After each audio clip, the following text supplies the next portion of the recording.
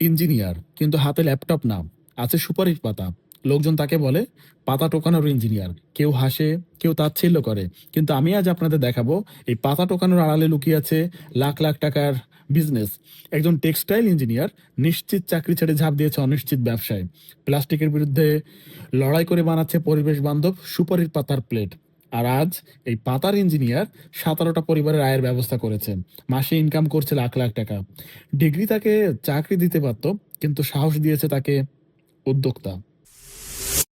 মানুষজন বলতো ফলাটা এত পড়াশোনা শেষ করে পাতা টুকাই, তো এই পাতা টুকানোর এই ভয়ঙ্কর সিদ্ধান্তটাই ছিল আমার লাইফের সবচেয়ে বড় টার্নিং পয়েন্ট। আমি যখন মাথায় পাতার বোঝা নিয়ে ফ্যাক্টরিতে ঢুকতেছিলাম, তখন এক বাবা তার ছেলেকে বলতেছিল যে ওই যে পাতা টুকানোর ইঞ্জিনিয়ার যায়। তখন আমি শুনে বললাম যে খারাপ না, ভালোই লাগে। জীবনে যা ভাবি তাই হয়, কিন্তু আসলে বাস্তব জীবনটা তো এমন নয়। জীবনটা হলো যা ভাবি না আসলে তাই হয়। জীবনে আমি কখনো ভাবিনি চাকরি করব, কিন্তু আসলে চাকরি করতে হয়েছে আমাকে। ইঞ্জিনিয়ারিং নিয়ে পড়াশোনা করছি ইঞ্জিন নিয়ে কাজ করবো বলে, কিন্তু এখন আমি পাতা টুকাই। আমাকে ব্যঙ্গ করে পাতা টুকানোর ইঞ্জিনিয়ার বলে। ডিগ্রি এবং সাহস, আসলে সফলতার জন্য অবশ্যই সাহসটা দরকার, কারণ ডিগ্রি আপনাকে চাকরি দেবে, কিন্তু সাহস আপনাকে উদ্যোক্তা বলেন এবং যে কোনো কিছুতে আসলে সফলতাটা বই আনবে। রিস্কটা নিয়ে যদি না আগায়, আসলে সফলতাটা আসলে কখনোই আমাকে নিজে এসে ধরা দিবে না। দিন শেষে আমার ভালোই লাগে, কারণ এই পাতা টুকানোর ইঞ্জিনিয়ারটাই দিন শেষে 17টা পরিবারের ভাগ্য খুলে দিয়েছে। এখন আলহামদুলিল্লাহ আমি মাসে লাখ টাকা ইনকাম করি। এখানে সাধারণত আমাদের পরিবেশ বান্ধব পণ্য নিয়ে কাজ করা হয়। বেসিক্যালি এই যে ওয়ান টাইম সুপারি পাতার প্লেট, এগুলো নিয়ে কাজ করা হয়। এগুলো নিয়ে কাজ করার মেন কারণ হচ্ছে প্লাস্টিক সাধারণত বিভিন্ন রকমের ক্ষতিকারক দিক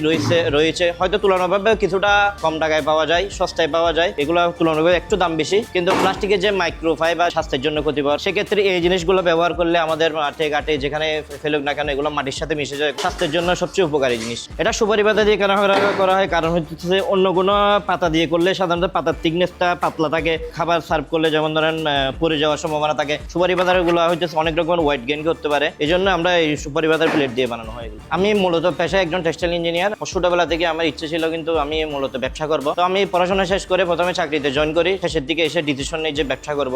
অনেক রকমের সার্চ করলাম, বিয়া দেখলাম, হঠাৎ করে আপনাদের একদিন ভিডিও চোখে আসলো। চোখে দেখার পরে এই জিনিসগুলো আমি দেখতে পাই আপনাদের ওই পেজে, চলতি পেজে। ওখান থেকে আমি মূলত এই জিনিসগুলো নিয়ে এখন মানুষ তেমন একটা কাজ করতেছে না। আমরা যদি করি আশা করি পরিবেশের উপকার হবে, লাইফে ব্যবসার সাকসেসটাও হওয়ার সম্ভাবনা বেশি। চাকরি ছাড়া দিনে বিষয়টা আসলে সবার জন্য ভয়ঙ্কর মূলত, কারণ একটা চাকরি ছেড়ে একটা নির্দিষ্ট সার্টেন অ্যামাউন্ট আসতেছে প্রতি মাসে, সেই জায়গা থেকে একটা রিস্ক যেখানে প্রতি মাসে একটা কারখানা চালাইতে অনেক টাকা খরচ ব্যাপার আছে। তো প্রথম অবস্থায় কিন্তু ওটা অনেক ডিসিশনটা নিতে কষ্ট হলেও কিন্তু সাহস করে নেমে গেছি। আস্তে আস্তে আস্তে যখন আমাদের র মেটেরিয়াল কিছু টার্গেট কাস্টমার আমরা তৈরি করতে পারি, তখন থেকে আস্তে আস্তে মনে হলো যে না, আমরা চাকরি ছাড়া ডিসিশনটা সঠিক ছিল। আমি সাধারণত উৎপাদন নিয়ে কাজ করছিলাম আগে, যেখানে গার্মেন্টসে। সেটা টেক্সটাইল হলেও কিন্তু আমার কিন্তু একটা ইন্টেনশন ছিল যে আমি উৎপাদনমুখী পণ্য নিয়ে কাজ করব। দেশের বাইরে ইন্ডিয়াতে এটা বড় একটা মার্কেট আছে, কারণ ওখানের সরকার ওইটাকে বাধ্যতামূলক করা হয়েছে। তারপর ওখানের যে র মেটেরিয়াল গুলা ওখানে খুব সস্তায় পাওয়া যায়, কিন্তু বাংলাদেশের র মেটেরিয়াল গুলো আমাদের এবং প্রোডাকশন কস্ট সব মিলাই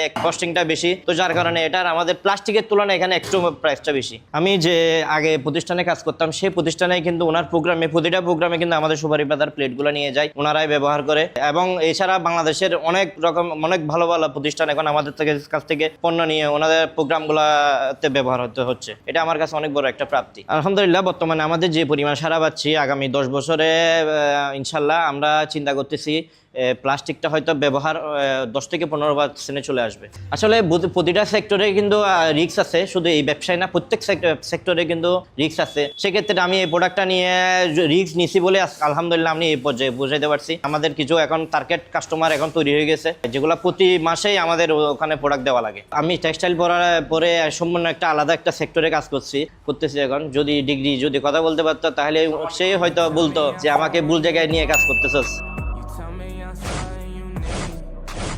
Baby, you know that I'm bad for you, yeah. Why you gotta be so nice?